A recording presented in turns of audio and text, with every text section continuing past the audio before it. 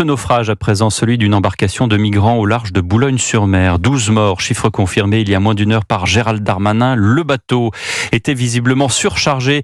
Lionel Gougelot, vous êtes sur place, bonsoir. Bonsoir Pierre, bonsoir à tous. A-t-on des précisions sur ce nouveau drame de l'immigration ? Mais écoutez, ce que l'on sait, c'est qu'il y avait près de 70 personnes à bord de cette embarcation d'à peine 7 mètres. Un tout petit bateau parti d'une plage non loin du Cap Grinet en milieu de matinée, qui s'est rapidement trouvé en difficulté sur une mer très formée. Une situation de détresse repérée par des marins-pêcheurs qui naviguaient dans la zone. Immédiatement, d'importants moyens de secours ont été mis en œuvre. Des bateaux de la Marine nationale, des douanes, des moyens aériens également et des sauveteurs de la SNSM, dont Gérard Baron est le responsable à Boulogne-sur-Mer. La mer était un peu moutonnée, oui. C'est pour ça qu'ils ne devaient pas partir, mais ils sont partis quand même. La situation, c'est que ces bateaux ne sont pas aptes à traverser la Manche, se plient et se cassent très facilement, et il n'y a quasiment jamais plus de la moitié des personnes à bord qui ont des gilets.